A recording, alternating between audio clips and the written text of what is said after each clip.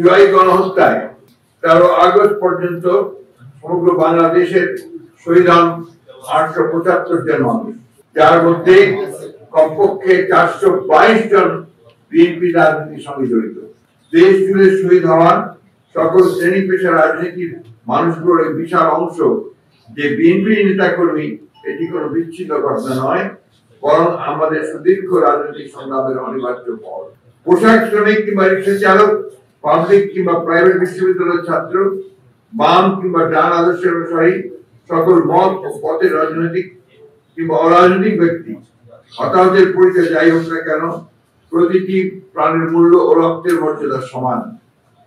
আর তাই সমান গুরুত্বের সাথে প্রণয়ন করতে হবে প্রতিটি হত্যাকাণ্ডের তালিকা, নিশ্চিত করতে হবে সুবিচার। শেখ হাসিনা পদত্যাগের জন্য জাতীয় ঐক্যমত্য আমরা দেখতে পাই, তা হঠাৎ করে গড়ে ওঠেনি। এটি মূলত অবৈধ সরকারের অত্যাচার, অবিচার, দুর্নীতি, দুঃশাসন, বঞ্চনা, অবজ্ঞা ও শোষণ নির্যাতনের বিরুদ্ধে মানুষের পুঞ্জীভূত ক্ষোভের বহিঃপ্রকাশ।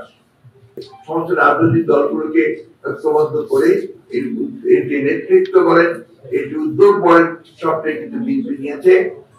যার ফলে শেষে এক দফা আন্দোলন শুরু করেছে।